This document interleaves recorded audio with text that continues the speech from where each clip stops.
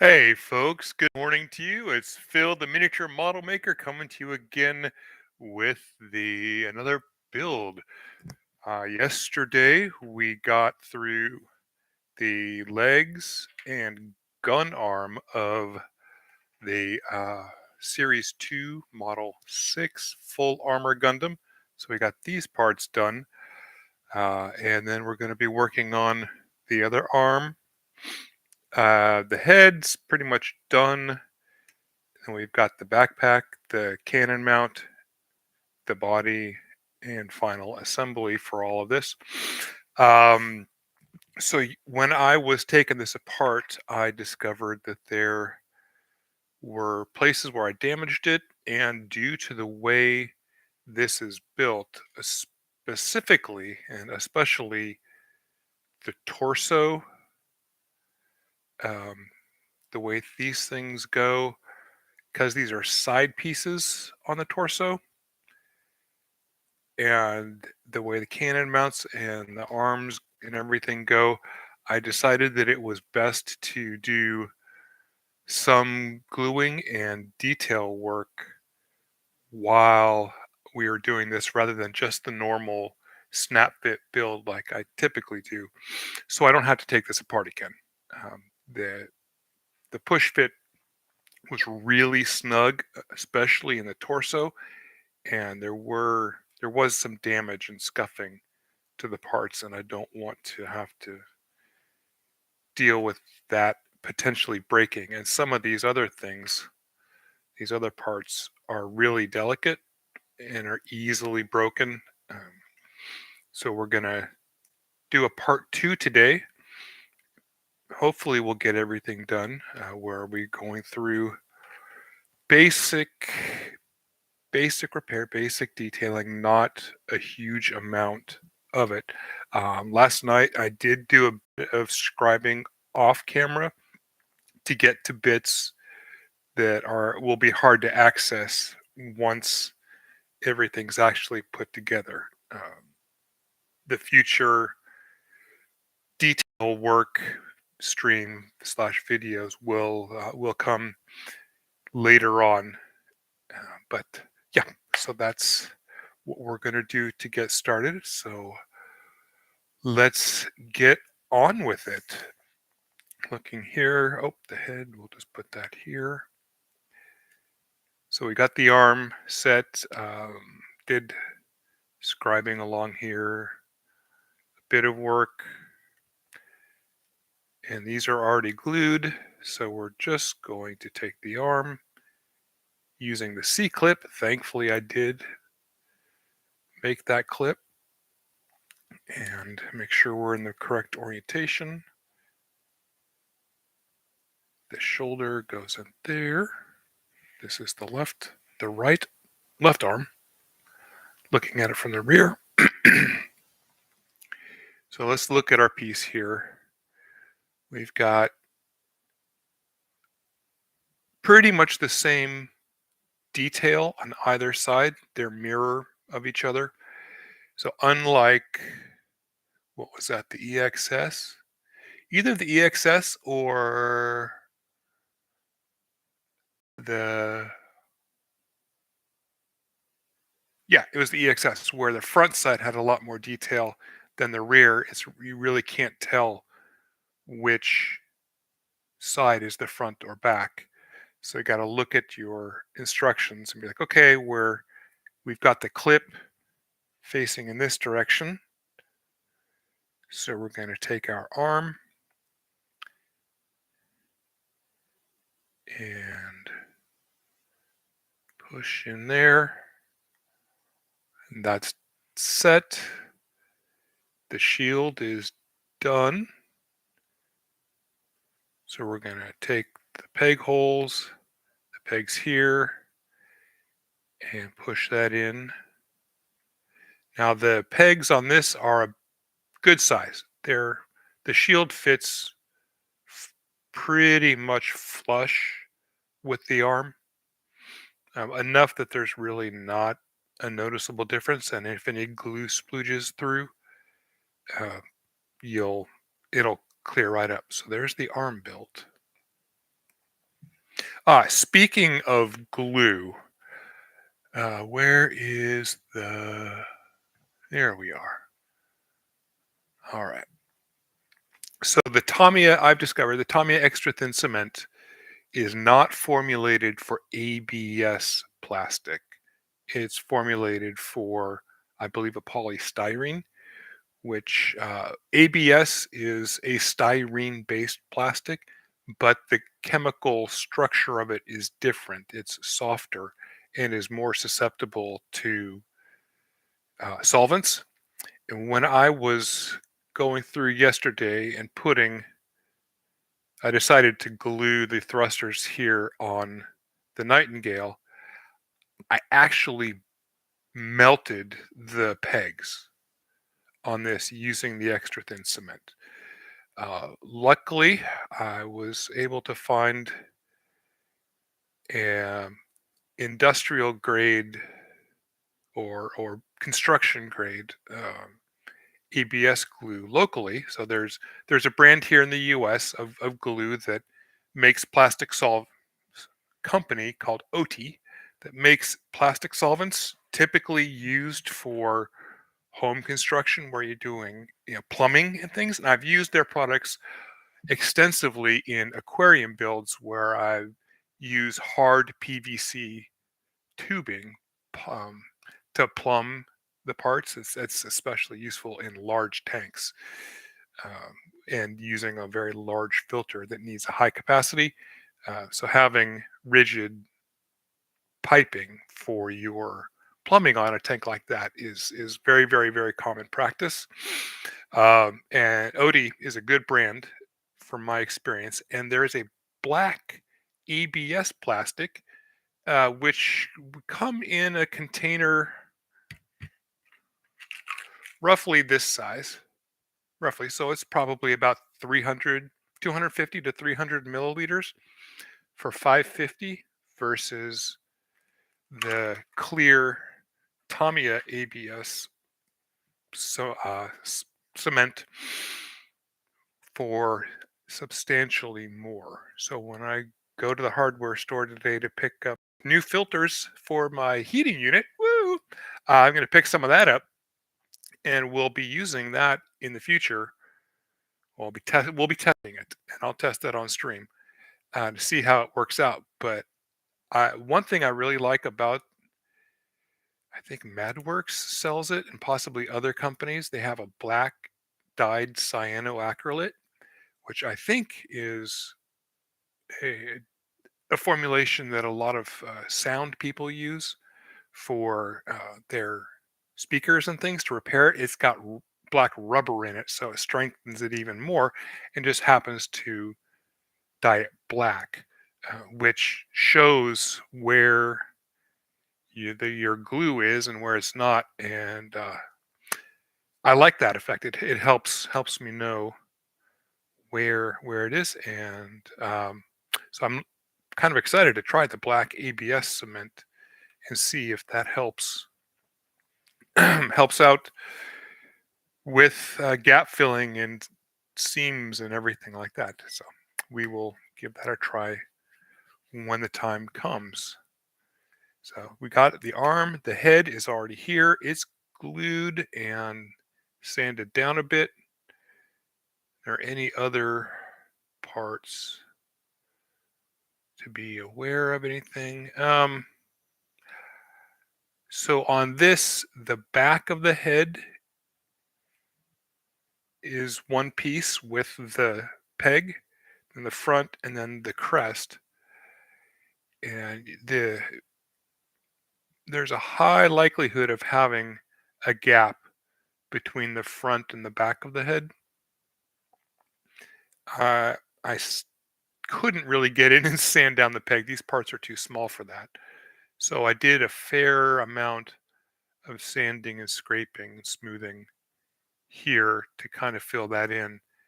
And on this one, the crest is really thin. That's 1 millimeter or less of the tip, about 1 millimeter at the base, and really thin. So this is a delicate part.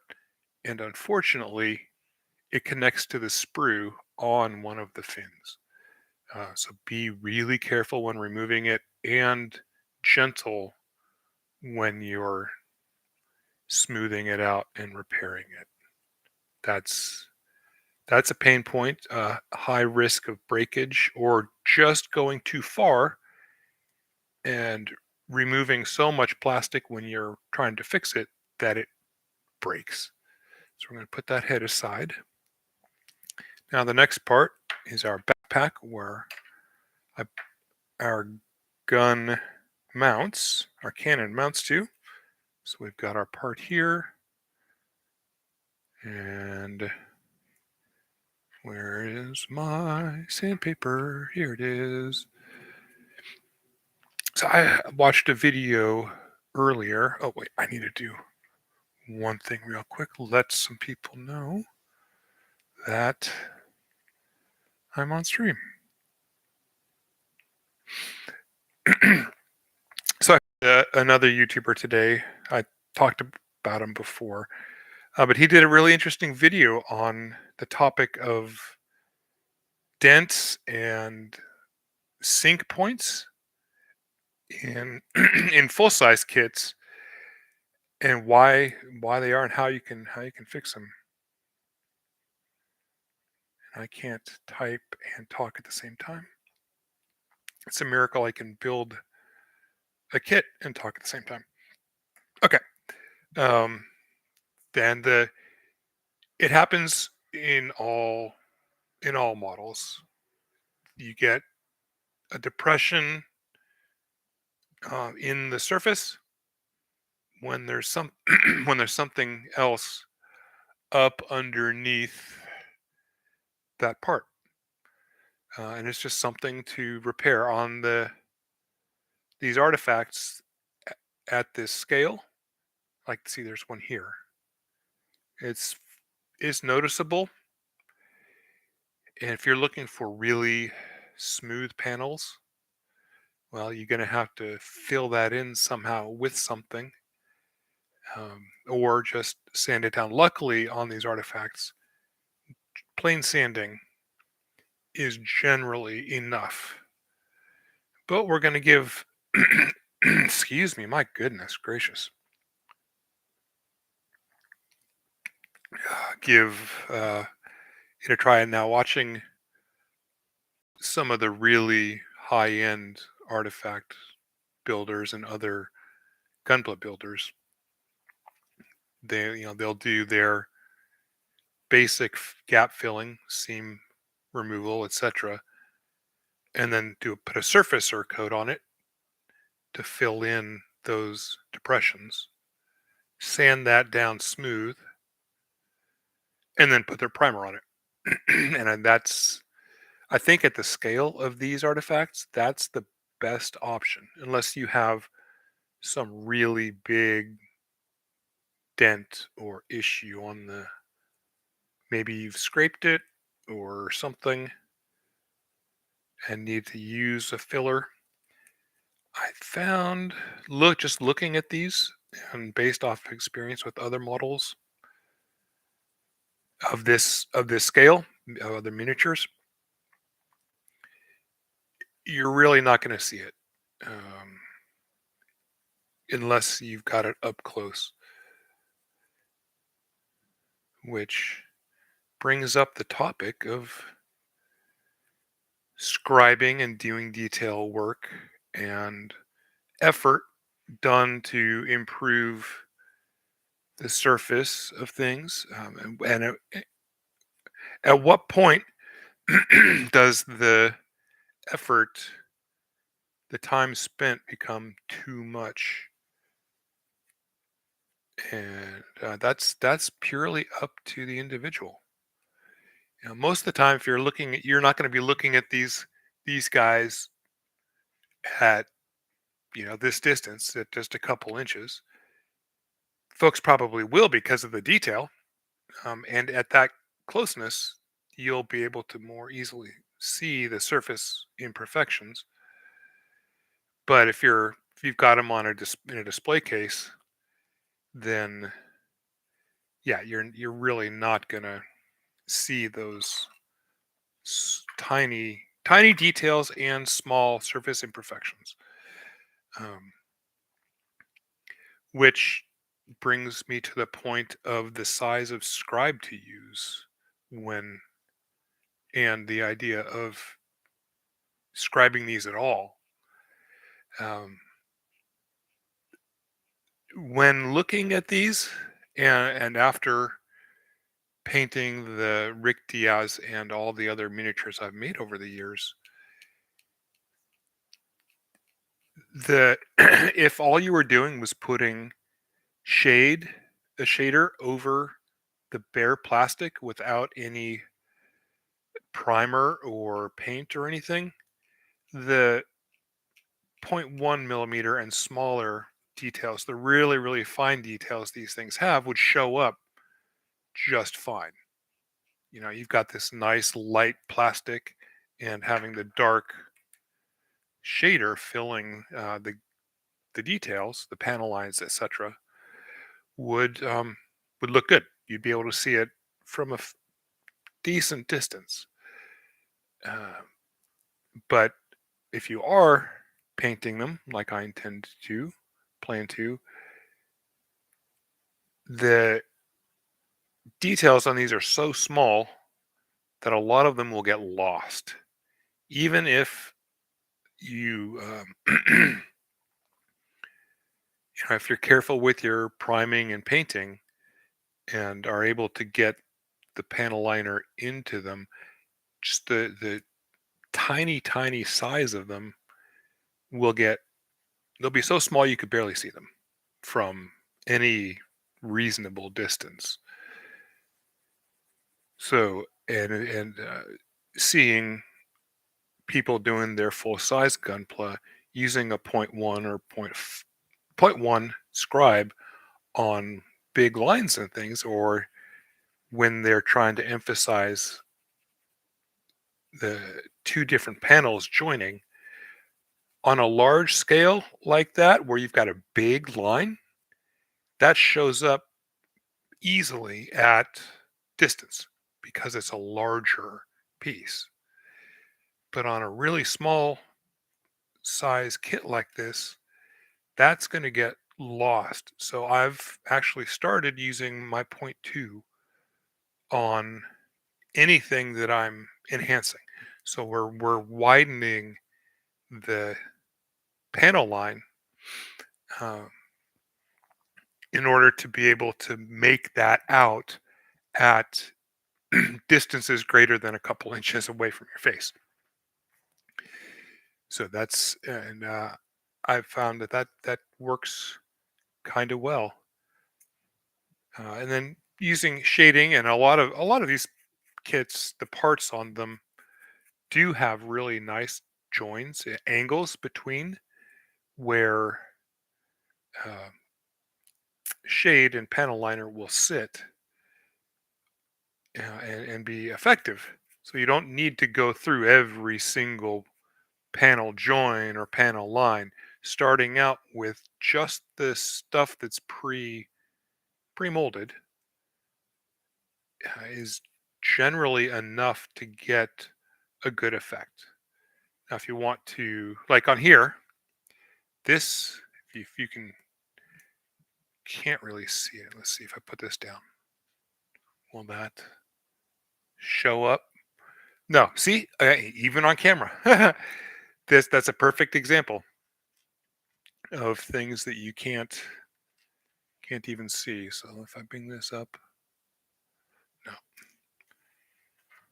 So on here, we've got this larger piece, the structure, and then there's a raised panel here with about zero point 0.1 mils height, maybe zero point 0.2.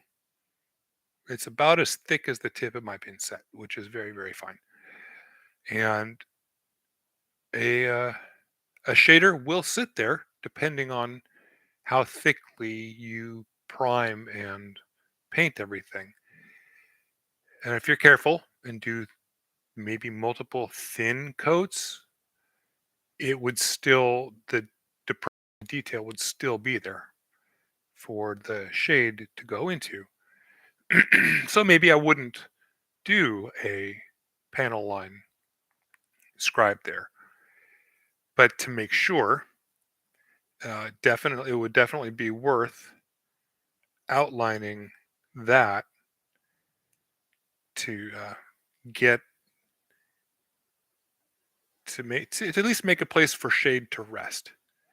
Um, so that's my current opinion of this, using a 0.15 or zero point 0.2 um, scribe to outline first the detail, the sculpted details, and then go through and take a look at the other structures, the other um, things on the model where you might want to enhance separation because the size of the relief is so small. All right, that's pretty much done. That's nicely smoothed.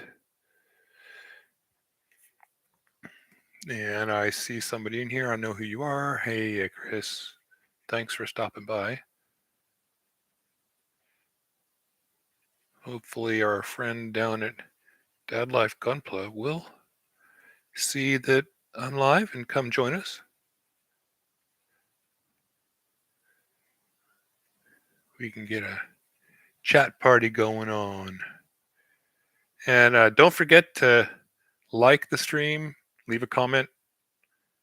I know you're subscribed, so just do the algorithm thing to help me out a bit.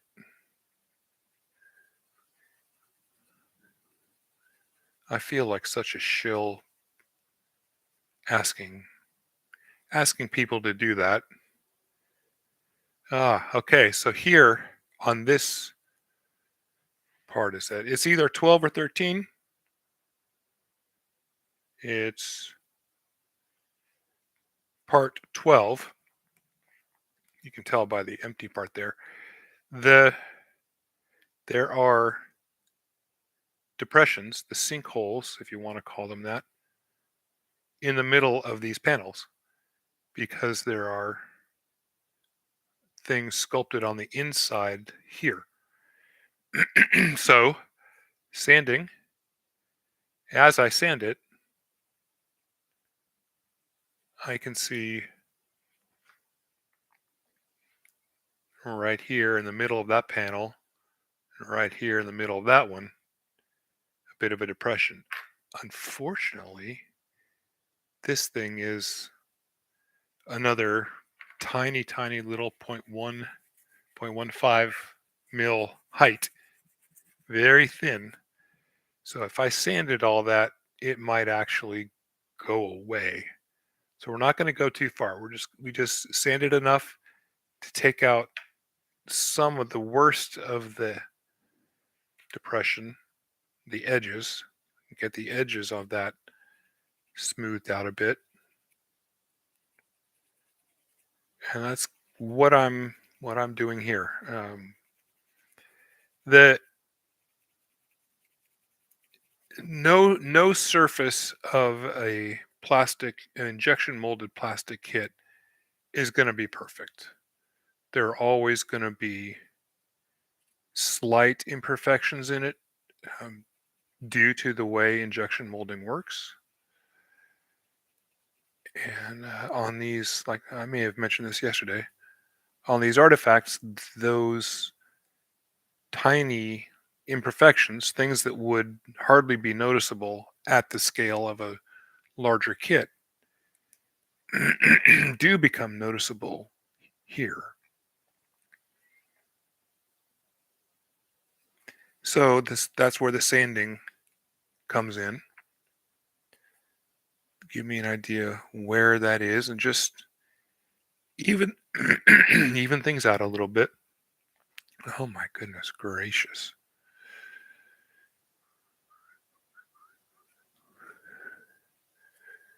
And you don't need to use really high grit for it. I think I'm this 800 down here is enough to just you're kind of buffing it out. But also, while doing it, are putting micro textures on the surface that the primer will stick to better. Or in this case, I think probably the surfacer. And using a quality surfacer before priming will also help to fill in some of those micro depressions and micro texture just by the nature of being a self-leveling fluid. And if you're not familiar what self-leveling means, I think of um, what's a good example? Gelatin. All right, when you're making gelatin or you have jello that's not solidified yet, you can put it down and it might be viscous enough that initially there's a lump of it. Like if you took it and just plopped it down, or even ice cream. Let's think about ice cream. So this is an extreme example of it, but you take a spoonful of ice cream, you plop it on a surface, you've got frozen ice cream. That's your initial application of a self-leveling fluid like paint or primer. But as the ice cream melts, it flattens out, and as long as it's not moved, it becomes a level surface. So a lot of the newer speed paints are self-leveling. There are primers out there that are self-leveling. So in the case of this, where we have imperfections in the surface of the model, like if what would be a good example? Well, some of these sinkholes where it's down here, you apply it and it will even out eventually to the surface of your model and fill in those gaps. I think like Mr. Surfacer that I use to fill gaps and things is self-leveling, but I apply it so thickly as a gap filler that property doesn't really work out so well. um, Contrast paints uh, from Games Workshop are self-leveling. They're more viscous than traditional acrylic paints. So as you slap down a lot of it, which is the way they're intended to be used, it will sink down into, it'll kind of go across the surface, sink into any depressed areas or panel lines and things, and um, the upper surface will be thinner. And because it's translucent, that's how you get the highlight to shade effect using those speed paints. Um, and if you do intend to use a contrast paint, hey, Don Cerratos, Mr. Don Cerratos, you're not listening.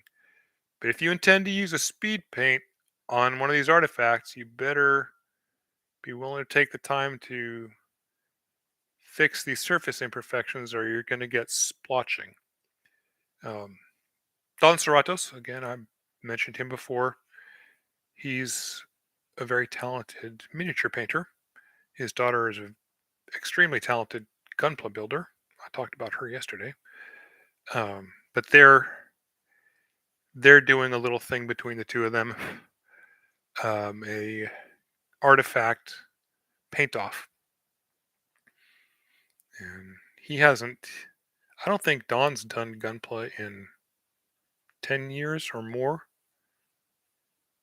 and that's what Nico does. So it'll be fun to see. But Don, with his miniature painting, um, could be the fact of age and skill on miniatures taking the lead over the GBWC Gunpla champ. But Don does, he's got a neat method of painting where he's modified the slap chop method of using speed paints over a highlighted black prime to get some really cool effects. It looks like a lot like watercolor. But they do those paints, because they're self-leveling and find their depressions to rest in, you gotta be careful with the surface, and that'll be fun to see. So I highly recommend anybody watching this, if you're interested in miniature painting like Warhammer or Trench Crusade or Infinity, any of those games, Battletech, check that out. Battletech channel, Justin, the Armed Painter. The Armed Painter is his channel. He's done some really good stuff. And then Nico for her Gunpla builds. All right, let's see. Can we? All right, so here's a great example. Here's a great example of what I was talking about earlier of the um, scribing. This had a pre-done line, like, I'll pull this guy up, like this one here. But I went through and scribed it, deepened it, and widened it a bit, and you can actually make it out on camera, even with all of this difficulty. But you can't make out the details here because they're too thin, they're too shallow.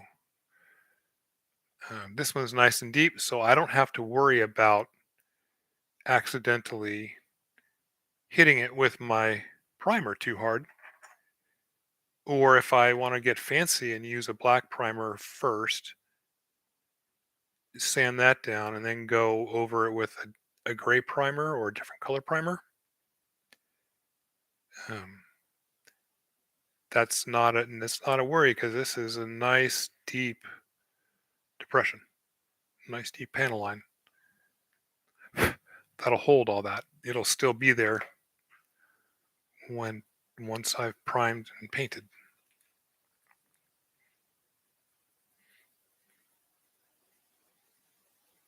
And do I have a? Well, here we go. Let's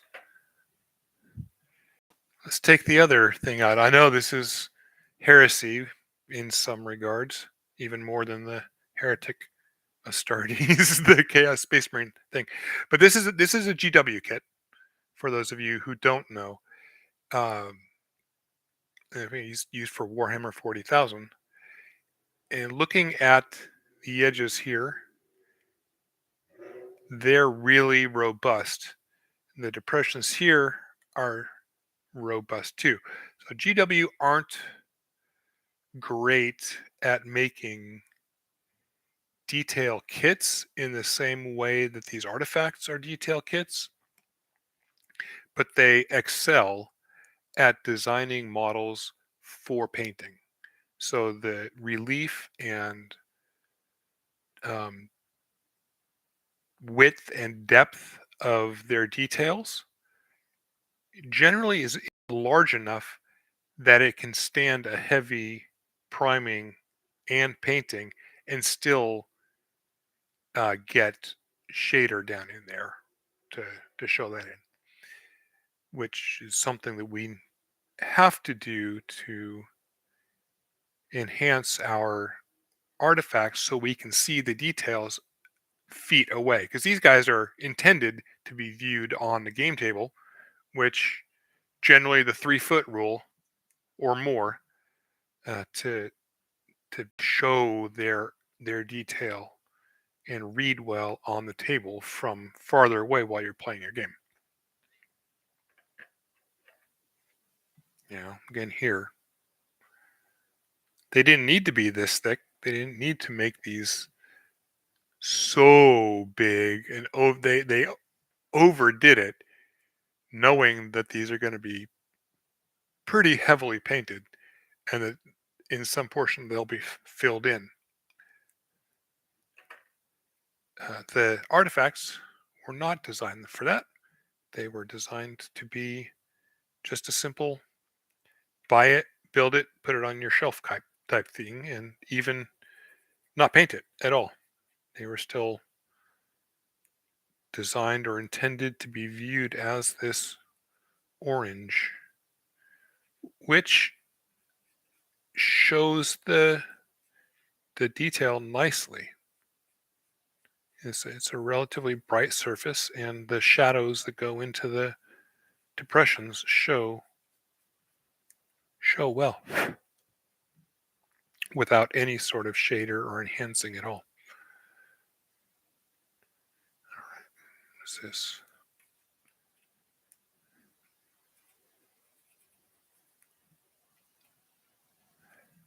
Uh-oh. We lost them.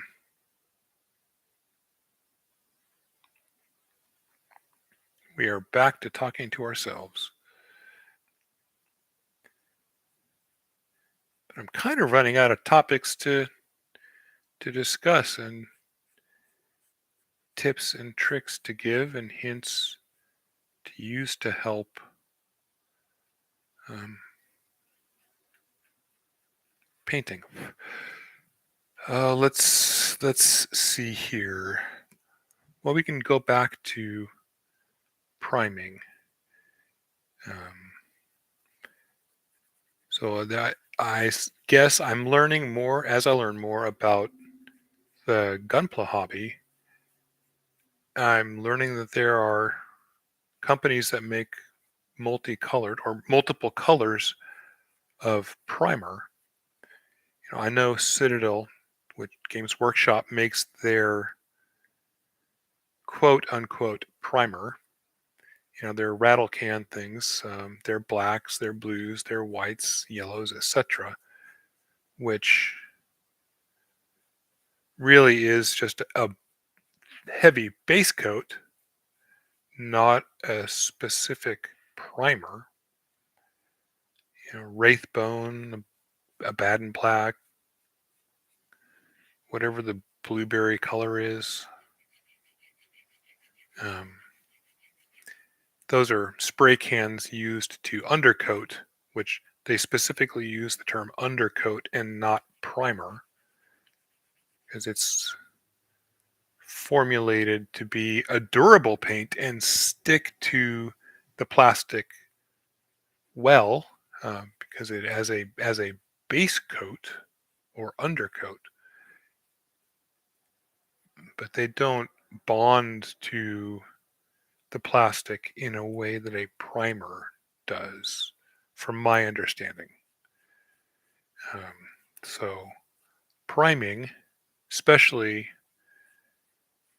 on these artifacts, if you're going to be using lacquer paints, solvent-based paints, is important. And it's like I mentioned previously about the ABS glue versus the extra thin cement. Solvents can and do damage the plastic, like crack it, melt it, whatever. So a good primer is very important for painting them. And there are a host of acrylic primers out there used in the miniature hobby. I have a particular brand that I like, but because I got it early on in my painting career and I'm used to it. Um, Rattle cans are a possibility, but again, they're also solvent based. That's an enamel, usually an enamel paint in a can with a solvent, which could impact your um, could melt the plastic on there. So I would strongly suggest finding an acrylic paint. So, oh gosh, who makes them? I know I use Stynylrez because that can be brushed on as well. Use a hand brush and not only an airbrush. Now I do have the airbrush and I got it specifically for use with the airbrush, but it can be hand painted on these, and I have done that before. Excuse me, just a moment. I'll be right back.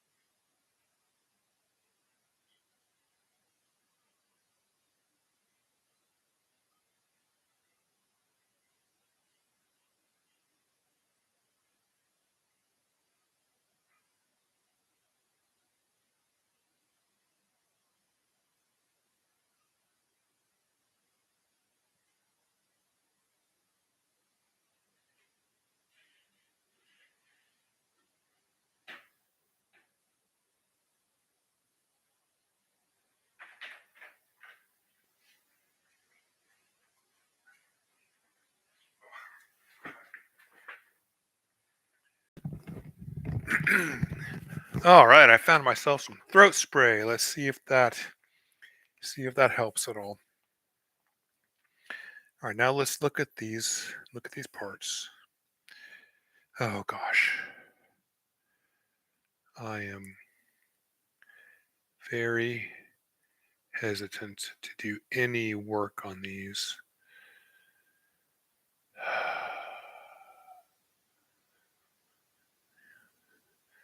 Let's see if I can. Okay, if I can hold it like this. This is part 10 or 11, one of these little thrusters down here.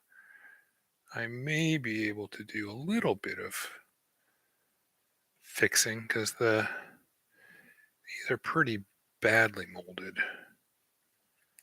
This section here, but I can already tell it's going to go flying here in a second if I'm not really careful.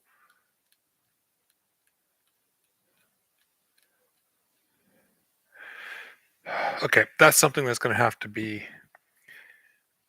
be done on the once it's attached on the model. Okay, so we're going to take our back and looking at these. Let's see if I can pull this here.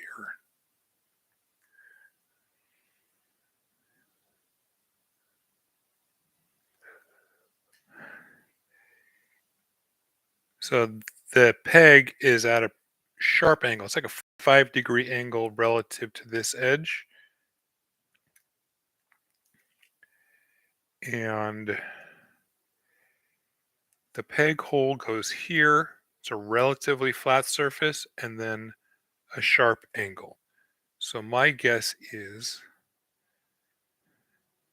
there any, I don't see any side to side angle.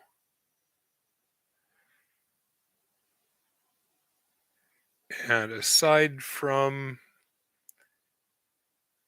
one edge of this being raised relative to the other, I don't see any intentional.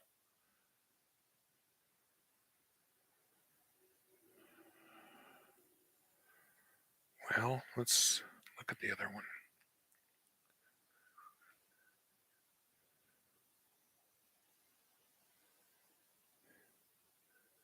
Nope, that's pretty well centered. So we're going to see here. Oh, lordy. Okay. That is not a good situation. So this part is going to be up underneath one of these little deflectors. So it's got to be, and that's the sprue connection right there.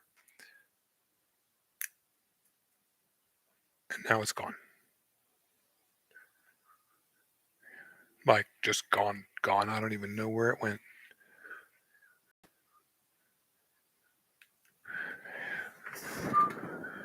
There it is on the floor. Whew. That was lucky. All right, these are getting glued. No faffing about with these.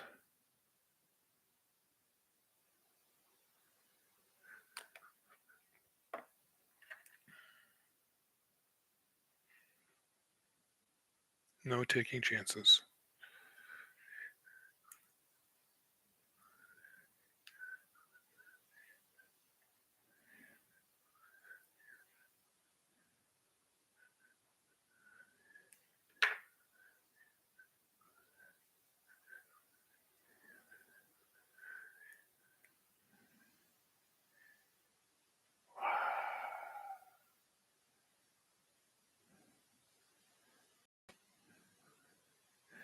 I sure hope I can get a tool down in there.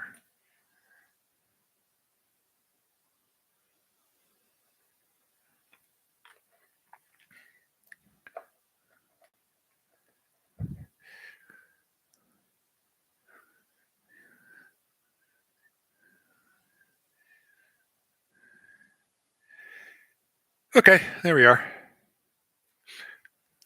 Parts are safe. And now we've got these two. We've got parts 8 and 9.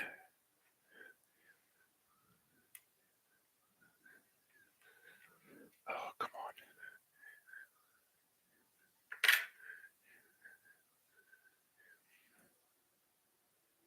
Looks like 8 is the one with the pegs, and 9 is the one with the slots, the male and female parts. Okay, so we're going to first sand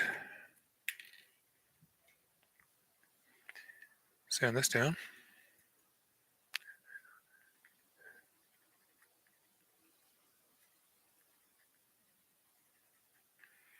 Let's not use that one.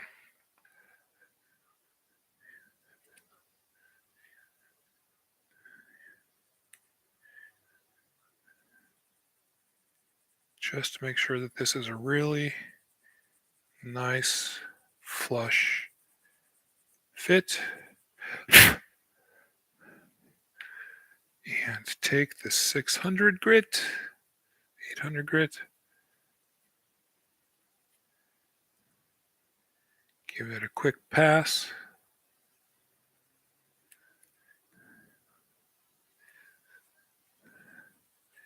And I'm not going over the middle of it because there is a small second peg in there to help keep it aligned. But I'm going to use the 800 on this side and rough that up nicely.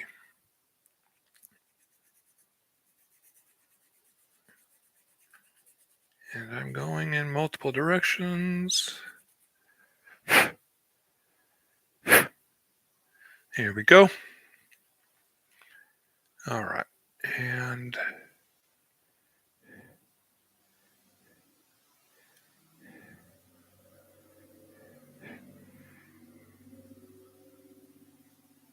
there we have our parts in alignment.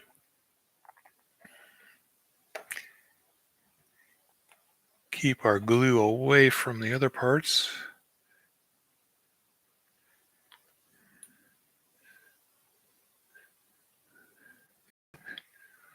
Or cement, I should say. It's not glue.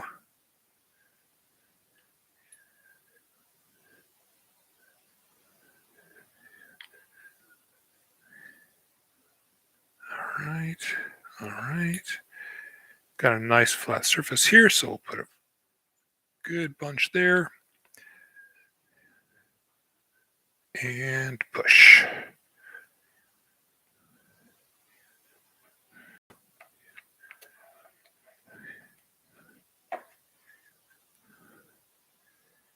There we are. That's lovely.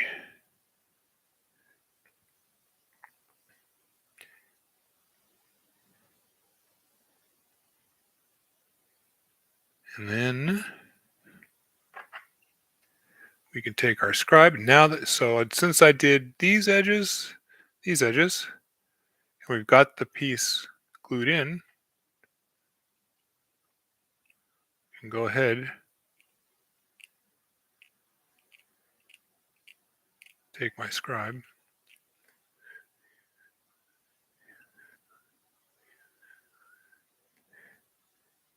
and get this done.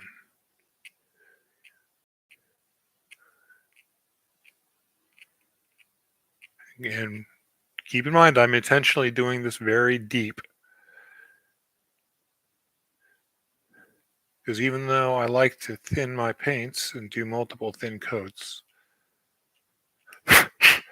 we want to make sure that the line is visible from more than just a few inches away. And that's done. The next part, we look at 12 and 13. So this little section here with the round part appears to be going towards the top. Is there a mold difference on here? So yes, there's one edge here that's longer than the other. The same here, longer, shorter. Longer, shorter. So we're forced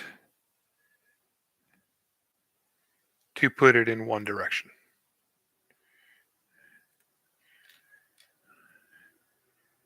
Which is nice. And with that in mind, so I'm going to hold it this way. And on the bottom, well, I'm going to hold it this way. And on the bottom, apply my cement.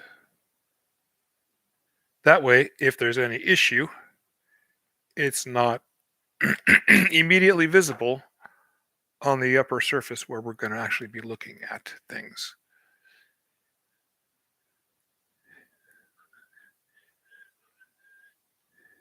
There's that. And there's that.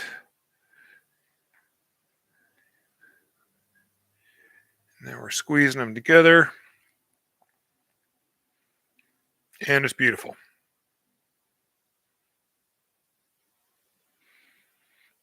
So talking earlier about scribing panel joins versus where there was a panel line already, this section here is a prime candidate for that. This one, not so much to continue. It's too thin, which is a shame. But a 0.1 scribe might work.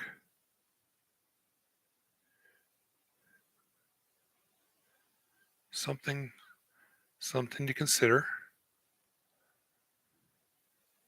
And also, considering where it's not even really going to be too visible because it's going to be, there's the model, it's going to be stuck. You really only need to have this portion taken care of. Very nice. Okay. So those two parts are done. Now we're going to get on the cannon, part 44, 43, 6, And 46, you're here somewhere.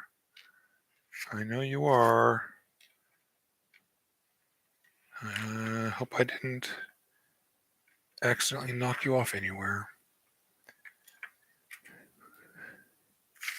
Oh, golly, Pete. Checking the floor. Did I knock it off? I hope I didn't knock it off onto myself and then go walking and distribute it halfway across my floor. I think I might have seen it. I'll be right back.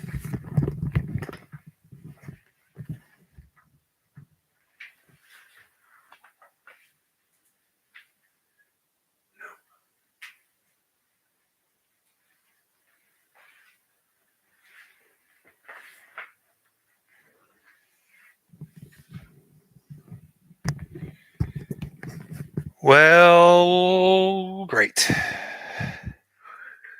We may end up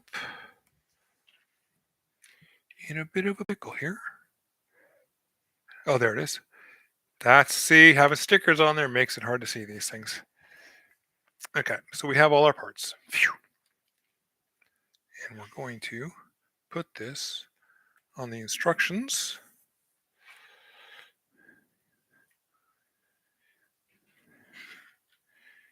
And move the instructions there. Okay, so part 44.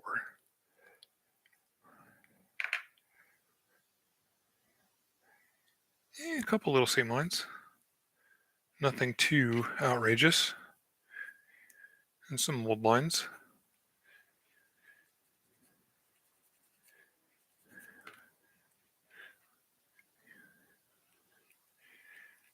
So we'll do a little bit of scraping first, real quick.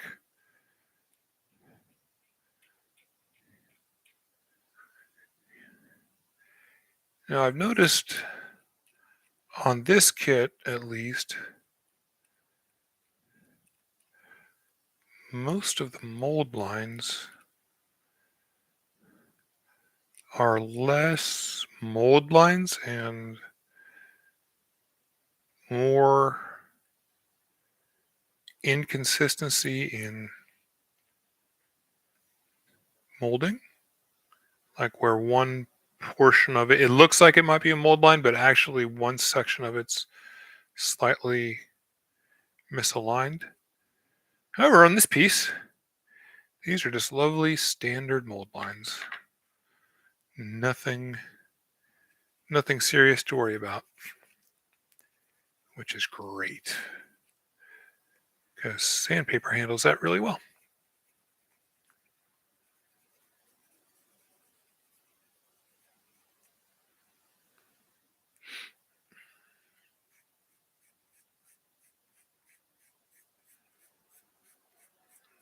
And handles these sprue marks nicely too.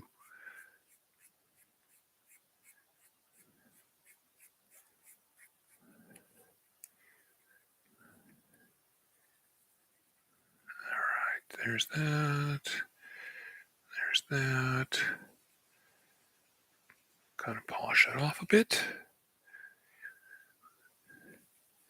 Because once I'm doing the extra detail work now, because once this is where it's going to be hard to get to.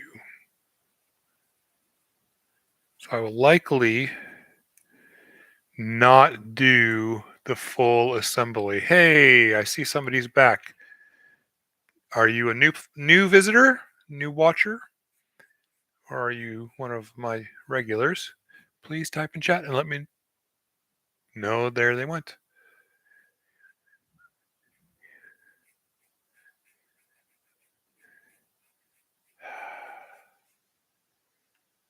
That's one thing. I think there's such a delay on YouTube that I don't quite catch it in time.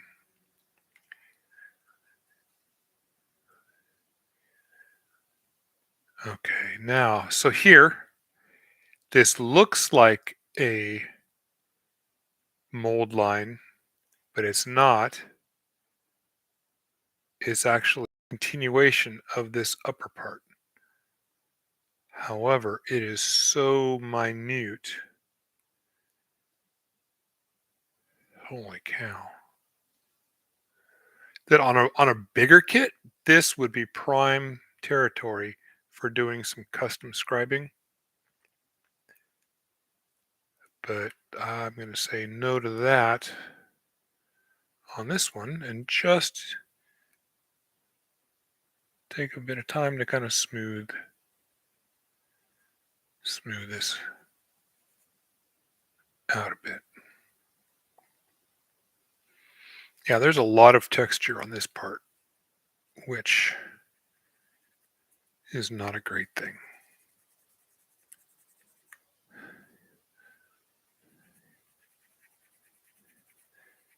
But as I was saying before, I looked up and noticed the visitor that I don't think I'm going to do an actual full assembly of this once I've got everything done like I normally do with the others. You'll have to go back to the very, very end of the Violent Custom video to see it put together. This is just too much. I need to have the parts separate. The segments separate. Okay, so there's that. And then this. Oh, lordy. Okay. So every once in a while, you're going to run into parts like this. And that's a very, very, very easily broken. Very easy to break. So I would suggest gently scraping with the blade of your hobby knife.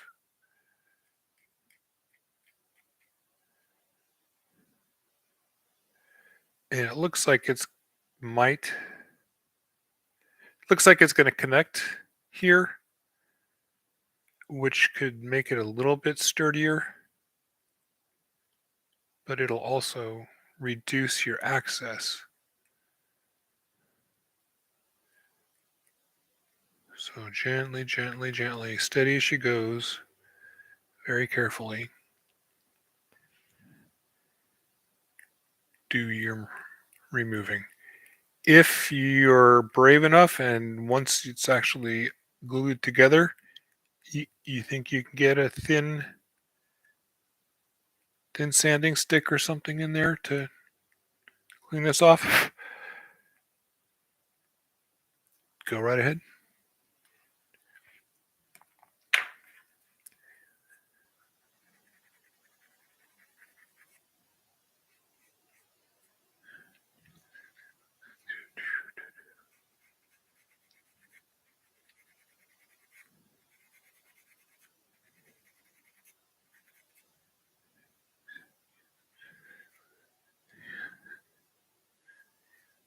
And so these tiny surface imperfections, this texture,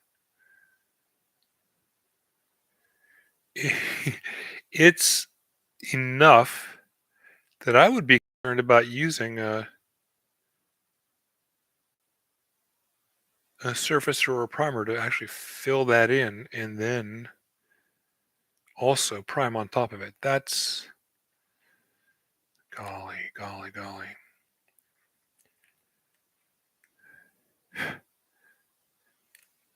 That's going to be kind of crazy. All right, so these put together and going to sand down the pegs.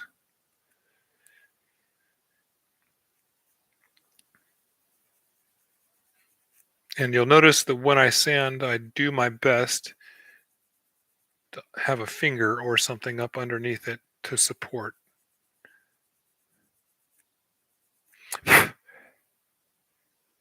Unless you're exceptionally gentle, there's a good chance that you'll end up bending or breaking the part. Okay.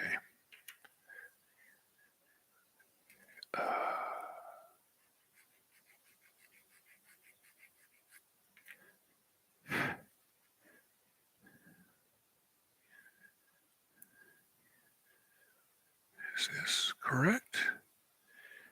Okay. That is. That is.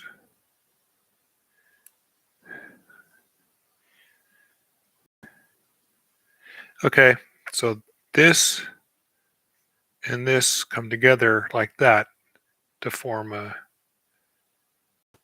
single piece. And we're going to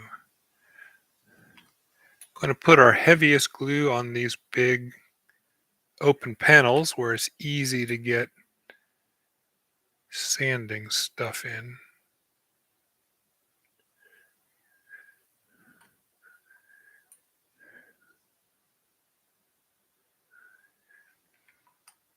Or in a place where you can scribe too. That's generally another good location to put your glue down first. And then in some of these other areas that are hard to access, you just let the capillary action get it. And we are going to put a very, very, very tiny bit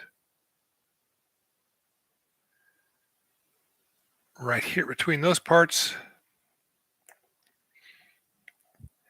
And we're now going to let that just sit.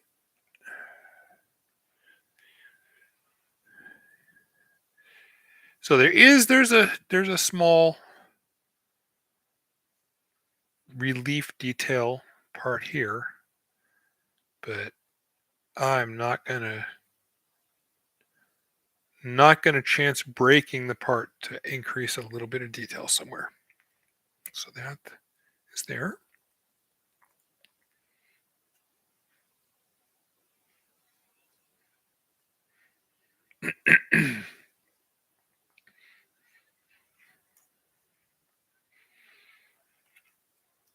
Yeah, this has some nice flat areas, but also, okay,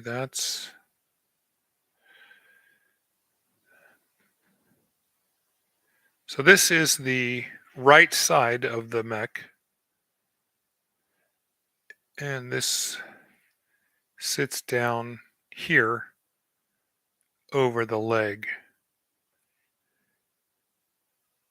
And unfortunately, there's a nice big mold line going through a tiny little piece of sculpted detail. So sandpaper is not going to work there.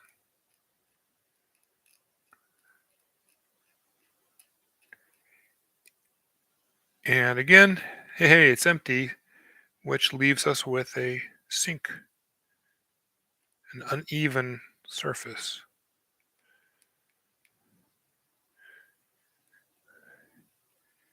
So we've got to decide here now, do I want to remove that little piece there in order to get a smooth panel?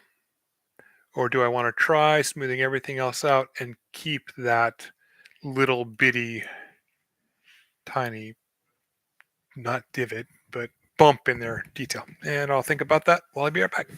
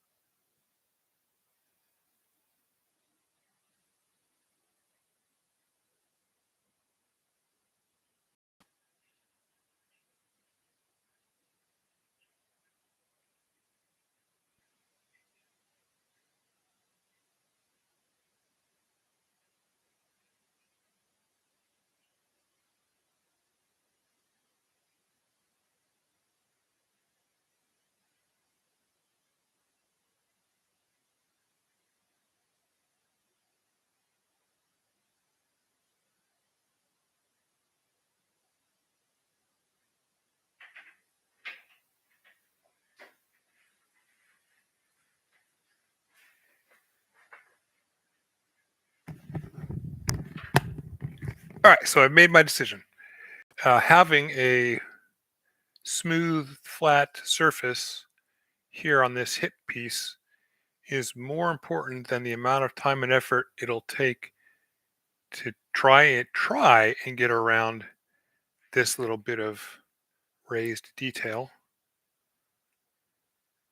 So I'm just going to cut it off.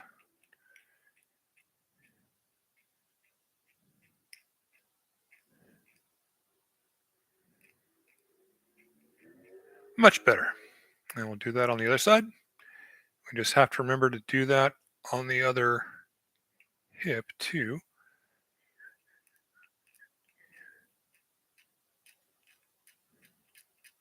Okay. That's done. Now there is a bit of sprue attachment damage, and this is also damage where I tried to separate the parts. So we're going to do a little bit of scraping, a little bit of sanding,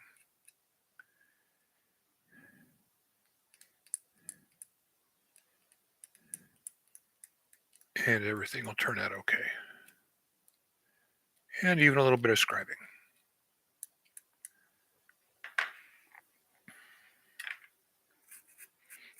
Don't discount your scribing tools. Actually, no, let's use the other one. As ways to clean your plastic and kit too.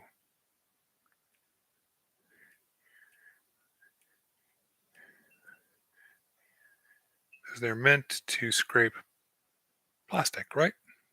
That's their intended design and function.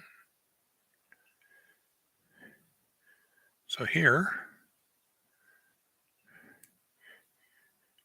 just gently scraping away, and I'm using the cheap version, not the nice ones, because it's got texture, and it's this is a better file than it is a scribing tool on these little guys. It's excellent for scraping, whereas the MadWorks ones, the tip is really good. I tried explaining this the other day. Is really good at cutting. Wow, these ones are pretty fantastic for using as a very high grit, very file, and as a plastic scraper.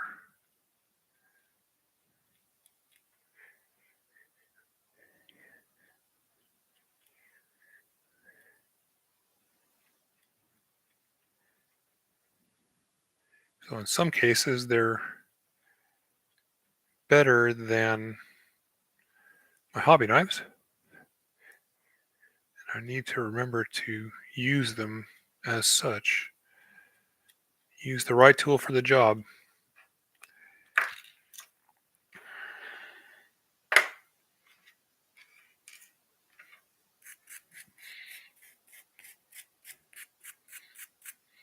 All right. That's looking better. Now, do I have a thinner piece of sandpaper here?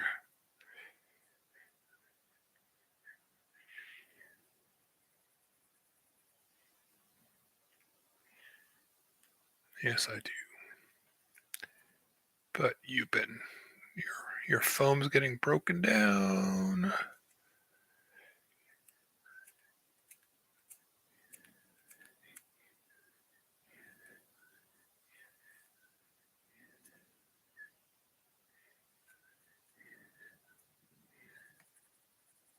There we go. That's getting better. That's smoothing out nicely.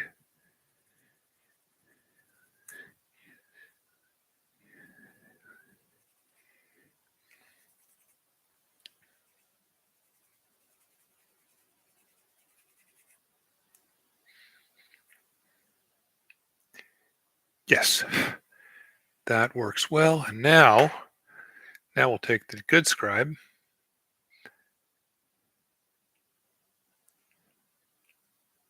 and actually do a bit of work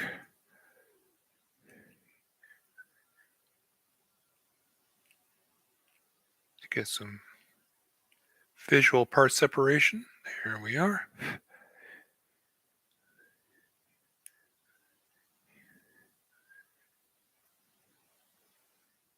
And I think it's worth it on this to go ahead and do this.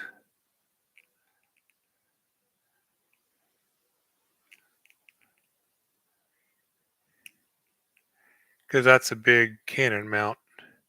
And the cannon's going to draw the eye.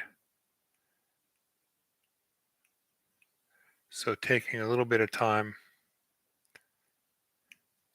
to do some detail work on some select parts of it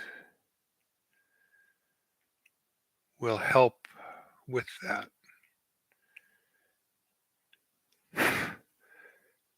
It's like in working on the Warhammer stuff. You always focus on the face and the upper torso because that's where most people look, possibly shoulders as well if there's big shoulders and have decoration on them.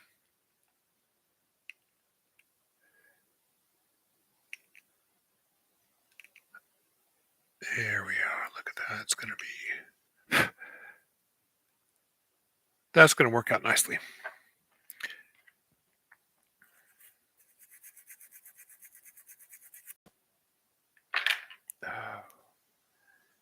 You, my dear, what's wrong with you? Oh, you are damaged. All right, well, we're going to fix that too. This is just showing me why I really don't want to have to take this thing apart again. And I'm hoping that further models in this kit don't follow this trend. Because the Series 1 were really good. I was able to take those apart nicely.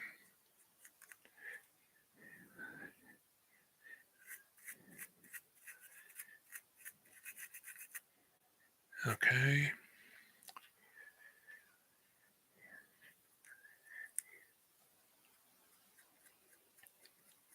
And this, find a little corner here.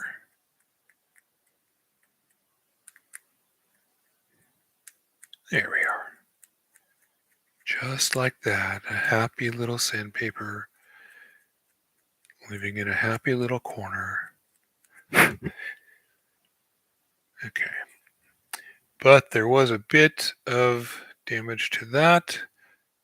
So I'm going to take the back of my hobby knife and gently scrape along just as if it were a scribing tool and clean out that mold. And then there we are. That section is done. Now we've got another sprue mark there. Boop, boop, boop, boop, boop, boop, boop, boop.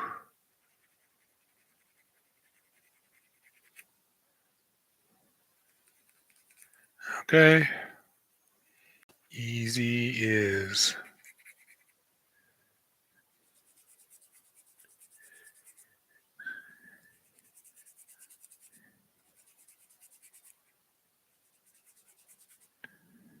Very nice. Now I'm going to take this finer grit and just give the edges a once over because they are a bit rough.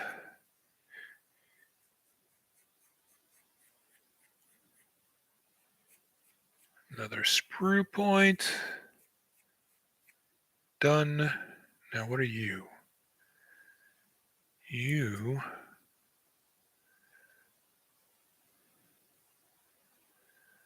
look like you may have been a sprue connection, but you're white, so you're a cut or broken piece. I don't know why.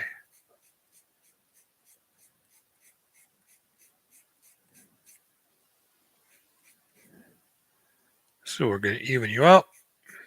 Here we are. Taking the heavier grit to the side that we scraped off. Get that nice and even. And do this other side. Not going to do the underside because there is a little detail piece there that's sticking up over the edge of that, and I would sand it down if I were to smooth that surface out. That's not something I want to do. All right. Wow, I am finding all sorts of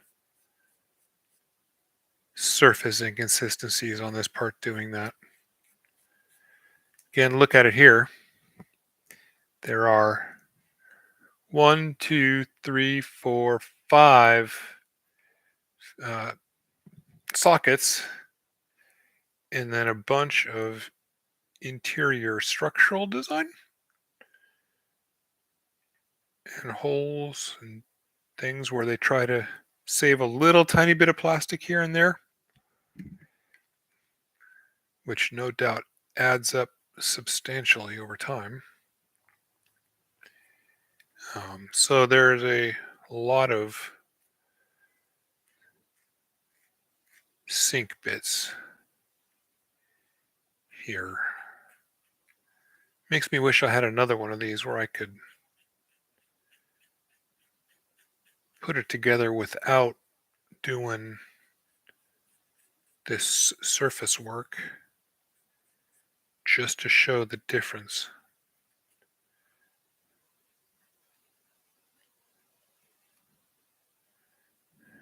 And again, this is like I say at the end of every video, this is a hobby. If it's meant to bring joy.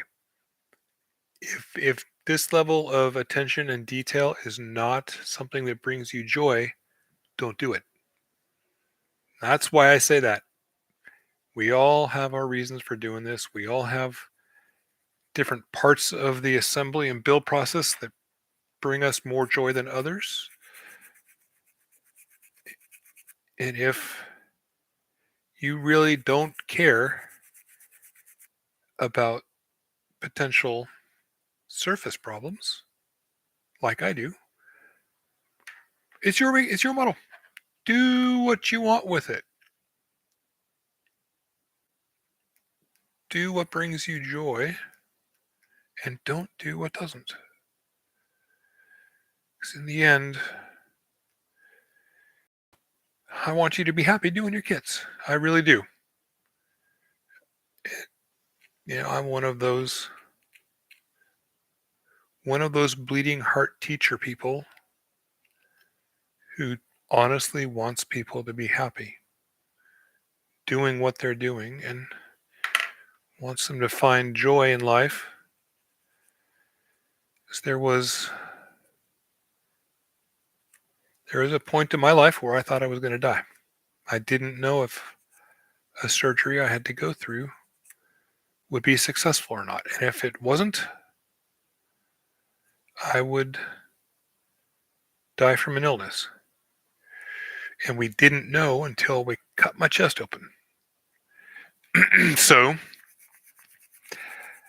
when I survived and going through all of the treatments and everything, I realized that joy, finding something that brings you joy, is essential in life, and you don't want to skimp out on that. And bringing joy to others, helping others achieve success, brings me joy. I could just go through and build these on my own. Sit here quietly, listen to videos, watch other people streaming. But I decided that I wanted to go through and do these tutorial type builds, these step-by-step things to help people. And hopefully they'll find greater success in whether building these kits or a different kit, and have more joy in their life. That's honestly why I'm doing this. Bob Ross is the joy of painting. He was the Mr. Rogers of the art world for a very long time. And his work brought a lot of joy to others. And I'm not going to say I'm any Bob Ross or Mr. Rogers. And I know I'm dating myself with those references. But, pay it forward a little bit. I've learned a lot watching other people do videos or talking to them in person about modeling and things. So if I can pay it forward a little bit, I would really like to do that. Okay, so we have all of these parts sanded down as much as we can. All right, so here's this. Here is that. This clip goes here. So there we are. And now we're going to take our very delicate piece with this flat top arranged here, and it's going to go where?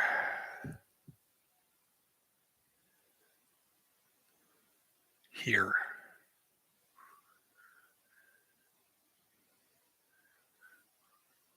Oh, come on. Okay. All right, folks. This is another careful part. When you're pushing it on into this peg, it'll be really, really easy to break. So make sure, actually, I'm even going to use my big fat tweezers and have it on either side of the thing. Make sure we're good. Okay. And that's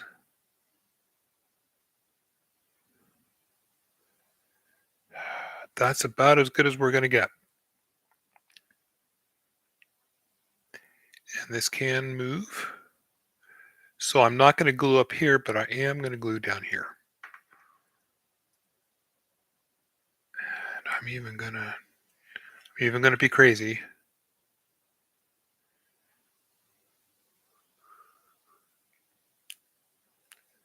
You may be right. I may be crazy, but I just might be the lunatic you're looking for. And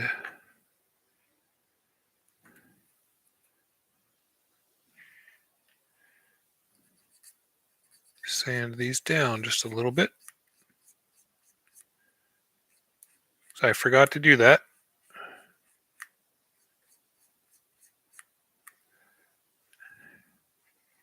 All right, that's pretty much done. That's good. Let's get you nice and... All right. There. Okay.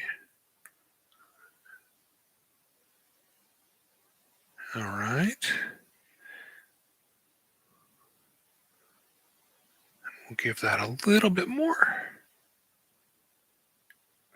No, we're pretty good there. All right, and back.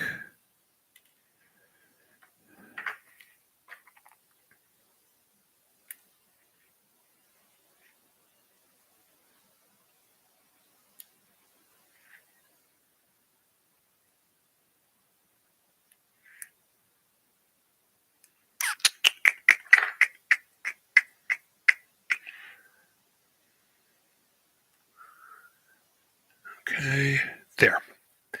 Now, this backside of here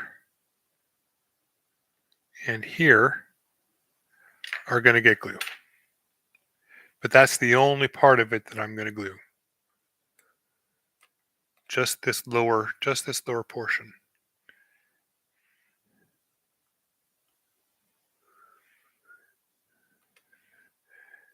And I'm going to let that fume off a little bit. That was a bit much. I want to avoid getting it in there if at all possible. And I'm going to... Okay. That's all right. Well, I've got that in the position I want it. So if it is accidentally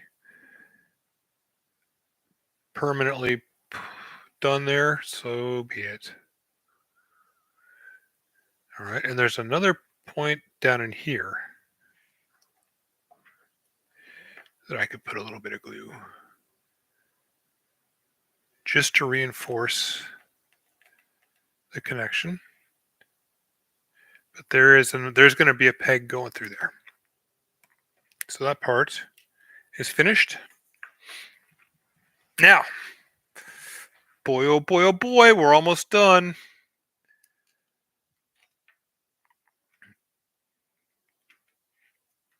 Let's see here. Ha ha ha ha. Yeah. See, I did it on the other side. I already smoothed that out. So we'll give that another quick pass with the sandpaper.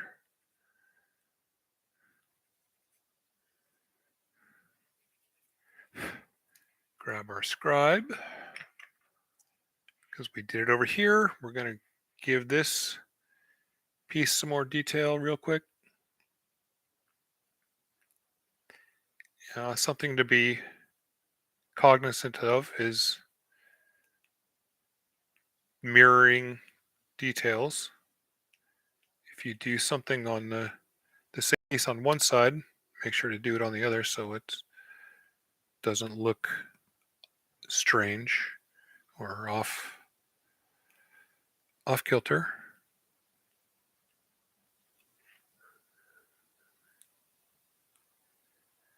There we go.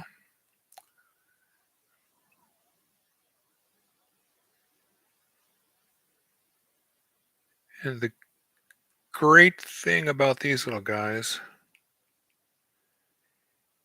is, well, the blessing, the silver lining, the blessing in the curse. The curse is it's too small to use guide tape. But the blessing is there's so much relief and detail that you can just follow along. You don't even really need it most of the time. Not that it wouldn't be helpful. It would certainly, at times, would have prevented some errant scraping.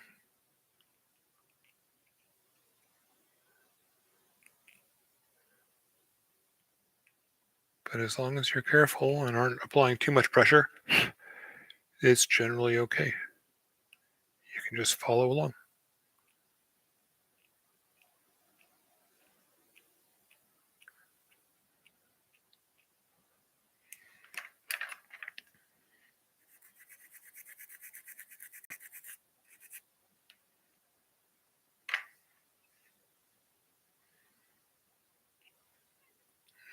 Now I have Billy Joel in my head.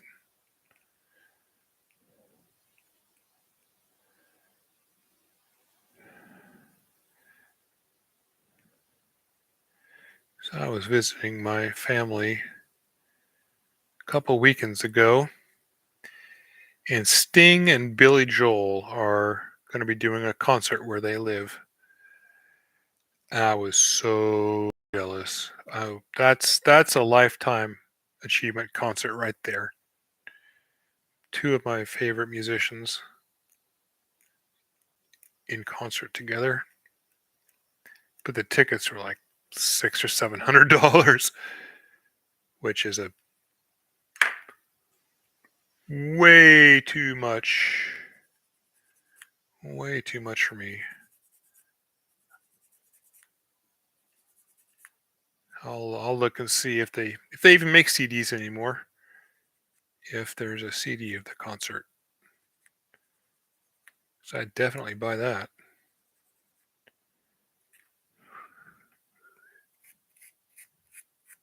Okay.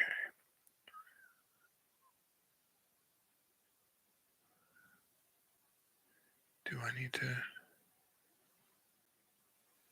do any more there?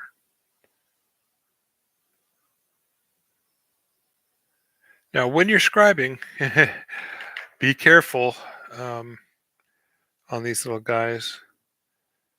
Make sure you don't go through the plastic. I accidentally did that in one little spot on a part. It's very easy in some of these to just cut right through. But that also means that if you wanted to, on parts like this where there's a ball joint, the scribe is the best way to go and separate the parts. Like here. Let's look at the arm. Right here, here, and here. Or here before. Well,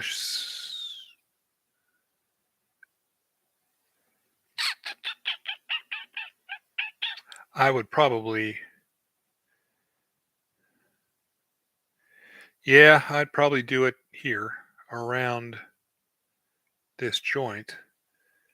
But you could very feasibly cut this around and have the arm, and then maybe trim this, and then glue it, attach it at a different angle. So these scribes are a good way to do that, because a lot of these, unless you've got a very, very, very, very fine hobby saw, it's difficult to actually separate these pieces without destroying them. Just because the hobby saws tend to be so thick relative to these tiny bits that they remove a huge amount of plastic relative to the size of the kit. Okay, anything here? That's good. That's good. Oh, I'll do this. Here we are.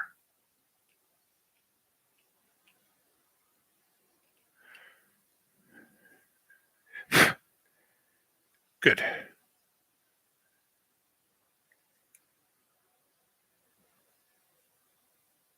All right, that's set. I did the torso, some of the details on this torso yesterday while I was waiting for dinner.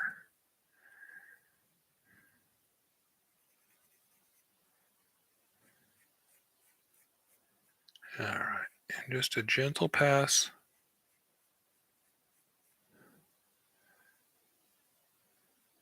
with the sandpaper.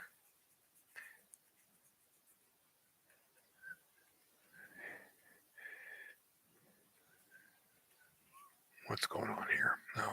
I see.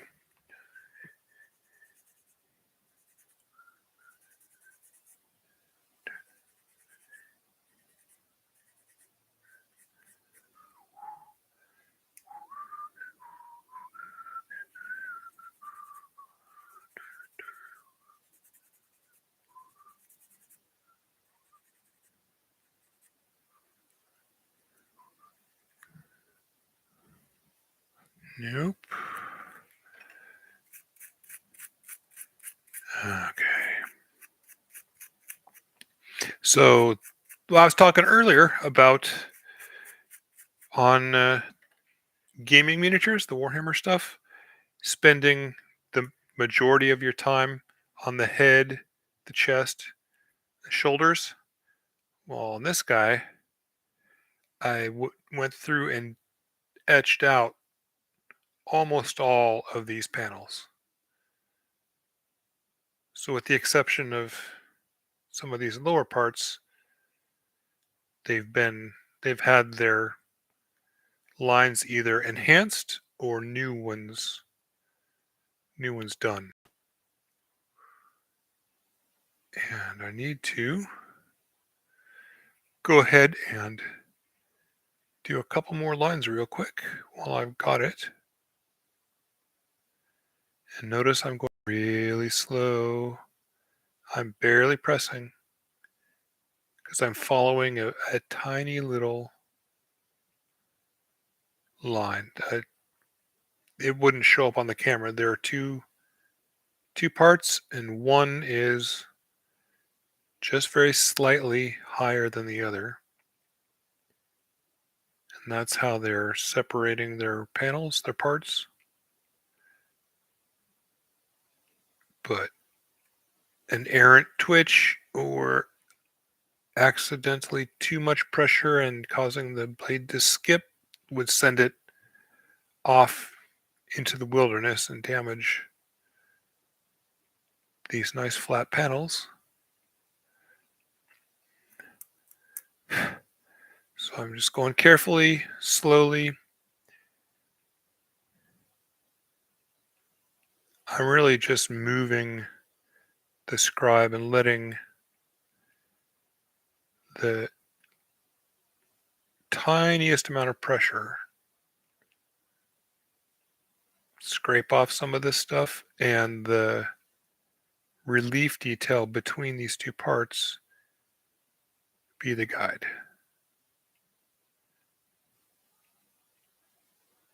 In places where there's already the relief detail molded in, you can be a little bit more aggressive,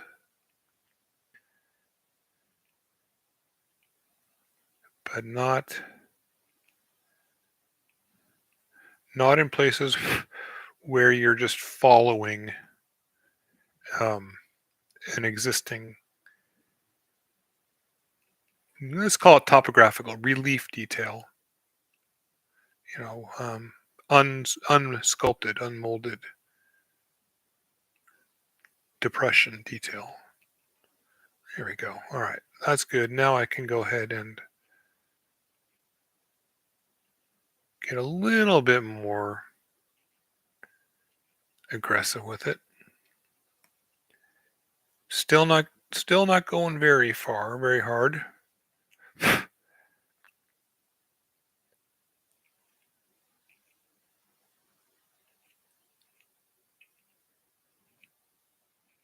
I'm actually applying actual pressure now, just the slightest bit, because I've created the guide, the depression that this is sitting in. So we're in a way, we're using the sculpted detail as our guide tape. It's the exact same principle. Like this, there's a portion right here that is taller than this portion here. So this is the edge of this is like the guide tape.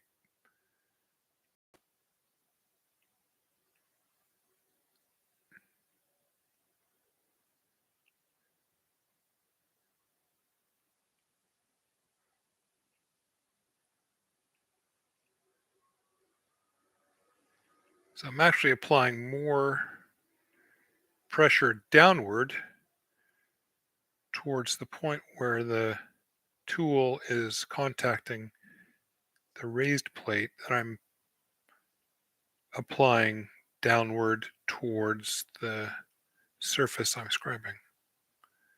But even then, that's just very little.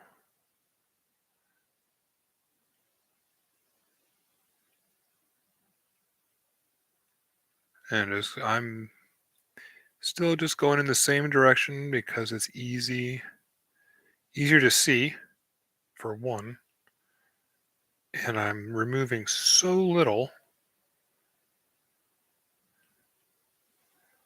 that it's not uneven yet. I'm just working this to create that depression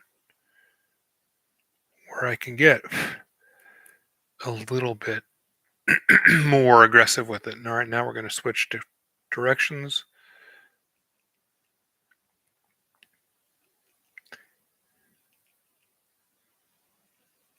There. And now I'm holding it more perpendicularly than I was earlier. And that's a more aggressive thing. It's removing more plastic per scrape, even though I'm haven't changed pressure or anything. I'm just changed how it's aligned with the piece.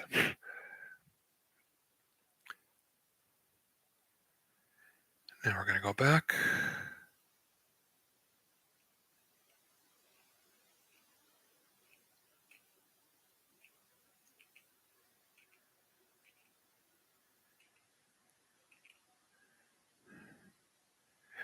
And really, really hit it now.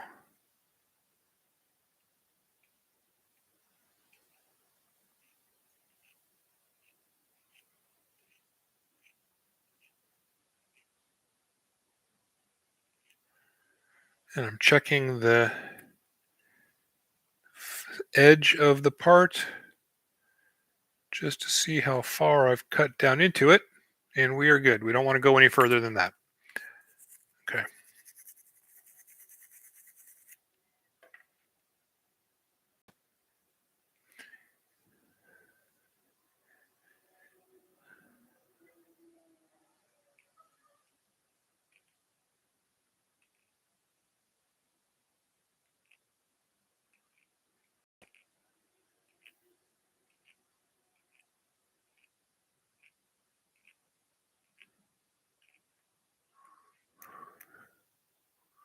Boop, boop, boop.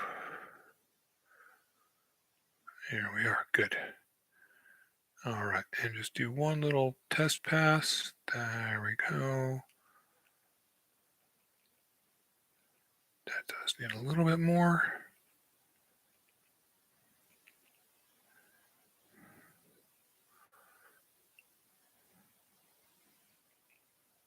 That's good. That's good. Good. And we're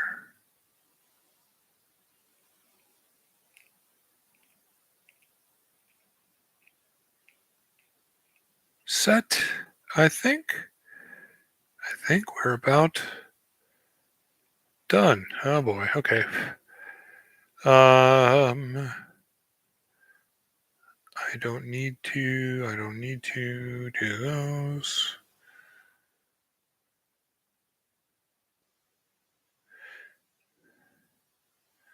We're going to do this very gently.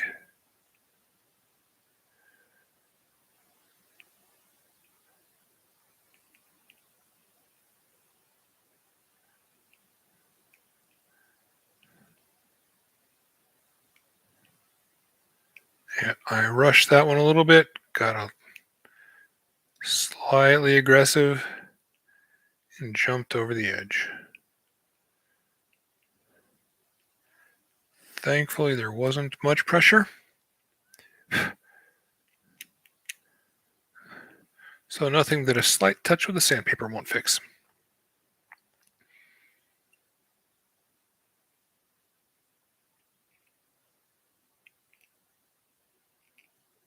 There we go.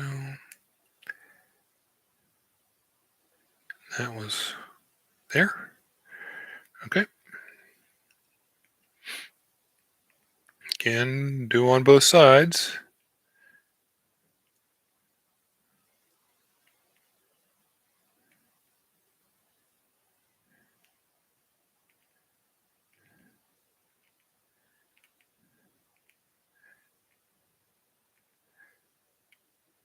Kind of feel like an archaeologist or paleontologist going through and cleaning an artifact. I am cleaning an artifact. A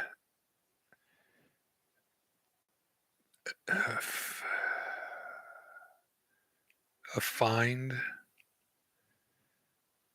some piece of antiquity or a fossil with their dental equipment and stuff when I do this. The same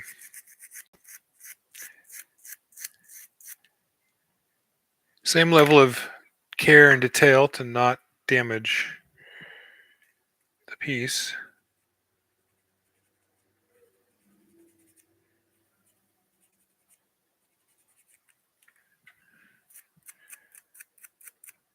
While removing just the smallest amount of matrix around the bones.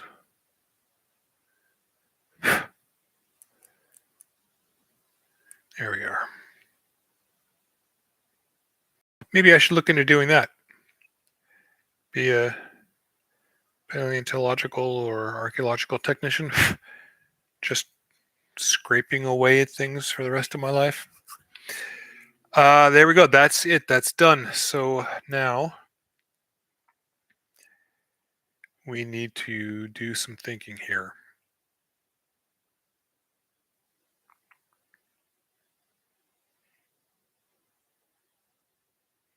We can't attach the legs if these side pieces are on, because they cover up the peg. So what I'm going to do is just gently put these together so they don't go, so they're not fully completely separate, and I can find them again. Okay, so here's something we do want to show. I'm glad I did that. So parts 7 and 6 fit on the side of the torso. Here, attached to these three pegs there. And they have a tab in the front, right here near the shoulder socket. And here on the top of the torso, there's a place for that tab to go. So you have to put these in first. And thankfully, they said that on these instructions. Yay! So put the legs in number 1, and then put the sides on number 2. And then in this step, you put the head in and the chest. So hot damn, look at them do that. Way to go, guys. You learned, made it a better experience for your people. Okay, now you, my dear, are going like so.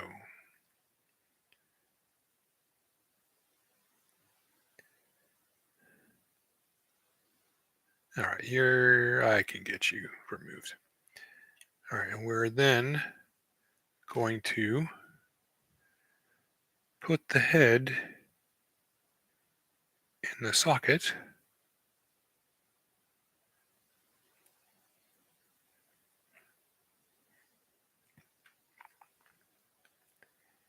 And going to push the chest torso cover in just enough so that the head is safely ensconced. Won't be.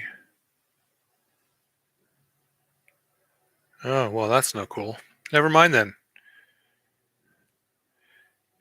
Damn it. And that's not what I wanted to have happen.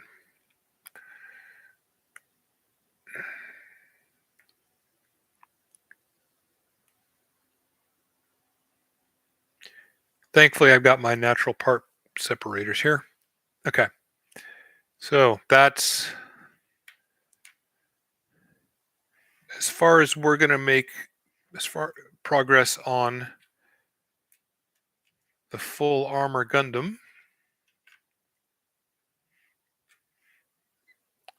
until it comes time to do the detail and final gluing work, the 60-minute mission segment.